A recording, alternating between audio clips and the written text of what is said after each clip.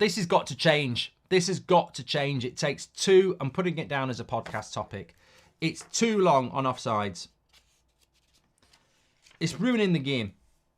VAR, offsides, you're on Pratt of the Week list. Absolute ridiculous. 3 minutes for that. You can't have that. If it's going to take 3 minutes to do an offside, fuck off. Forget about it. Like, you've either got the technology or you haven't.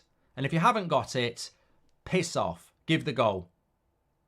And I'm completely with Jacob here. The reason I don't want to see it is completely destroys the tempo of the game. In fact, Bentanker's just gone down injured. Now, is he injured because it would have happened anyway? Or is he injured because of a bit of a stop-start? Is there a new rule then? They have to spend a minimum of 3 minutes on offside. Did this in the Arsenal game yesterday as well on a clear offside, says Nicholas. Mate, it's out of control. I could tell you all sorts about what's going on with the officiating at the moment. Anthony Taylor yesterday is a bloody disgrace, giving 2 yellow cards because a player shouted at him. Grow the fuck up, mate. You're shit at your job. I think people are going to shout at you because you're shit at your job. And the PGMOL are obviously crapping themselves here. Like, you are ruining the game, lads. You're ruining the game. You cannot take 3 minutes on an offside when we're getting a game like this that's absolutely fantastic. You can't slow it down. Get the technology or turn it off. 3 minutes on an offside. And you know what they're doing as well? This will make you laugh. They haven't got the technology. They haven't got it. They're looking at a picture that's not straight on and drawing fucking lines. Anybody with a brain who knows about these things will tell you that what they're doing is a bloody joke at this level. You cannot do offsides from a camera that's not straight on and start drawing bloody lines. They draw down and stuff like that. Get a camera that looks straight on or fuck it off. This is what Ange was talking about when the decisions are overly criticised. They take too long on VAR because causing stop-start moments, increasing injuries. He's exactly right. He's exactly right. BS. Paz says, stop moaning. Well, Paz, you must be in the minority. We must all bow down to your intellect. You enjoy sitting there for 3 minutes looking at something that's blatantly offside because they're shit scared of getting something wrong. I mean, look, in that case, give it on.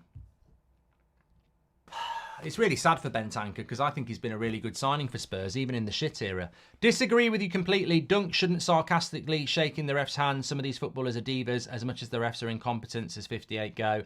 Mate, if you want to know about a diva, Anthony Taylor's reputation off the pitch is an absolute joke. Apparently, well, I'm not even going to tell you, but yeah. Makes me wonder what the point in linesman is if it just goes to VAR anyway, says Daz. VAR equals virtually always wrong, says Darren. I think it was offside. I mean, I'd love it to have been a goal for Villa because I've got Ollie Watkins. I think it was offside. Bentanker has come off here. Another injury for Spurs. Unbelievable, really. Only just come back. Højbjerg comes on. It's amazing. Spurs, look, I've got no sympathy for Spurs. Well, I have, but they're not the only one. Like, everyone talks about Spurs' injury record. Look at Brighton, look at Newcastle, look at United, look at Chelsea. It's happening to everybody, and it's coming to a club near you. I don't personally think that... I personally think that the stop-start nature of football is not great either. I think they play too many games. I think they play too long. And I also think that all these VAR decisions are causing a lot of injuries because players are... I mean, look at the first 25 minutes of this game. Intense. Then you get the offside and everyone stood around for 3 minutes. It's not good for the body. Any sports scientist will tell you this. It's terrible for footballers to be standing around for 2 or 3 minutes waiting on a decision when the game is this intense. It's not. And at some point, somebody's going to blow the doors off that isn't me or you because people don't listen to us because we're just fans. Somebody is going to do something very soon who knows about all this. They're going to do an article and they're going to say the increase in injuries in the Premier League has gone up by 30, 40%, and it's because they're playing too many games for too long and it's too stop-start. And then the Premier League will go, well, okay, well, look at it. Look at it now. Look at it now. You've brought in added time.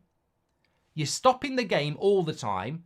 And we've had a huge increase in injuries for everybody. Look at what you're doing to the best league in the world.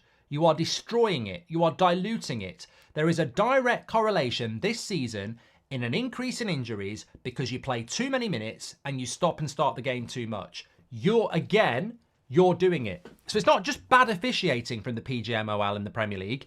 They're also injuring players because of their bad decision making on, we want to play 100 minutes and get rid of time wasting. We want to stop for 3, 4, 5 minutes to make sure we get our shit decisions right. They're destroying it. They're destroying it. And somebody's going to blow the doors off with an article on that very, very soon. Ange's style of play, I think, is the Spurs injury list. Just look at Liverpool's injury list when Klopp first came in, says 58 Go. Nothing will change with Howard Webb in charge. He's incompetent, says the HPN.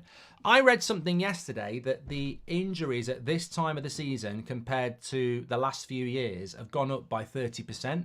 I don't know whether that's accurate or not, but I guarantee you it has gone up.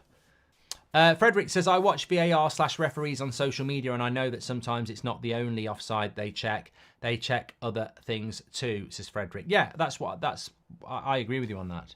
I agree with you on that one. As a Leicester fan, happy we got relegated so we don't have to put up with VAR. We can just celebrate goals without worrying it's offside, says Callum. Oh, it's a lovely thing. I was on about this the other day. Arsenal wouldn't have been invincible if VAR existed. Perez dived against, I can't remember the team. I spoke about it the other week. He dived and VAR would not have given the penalty and they would have lost the game 1-0.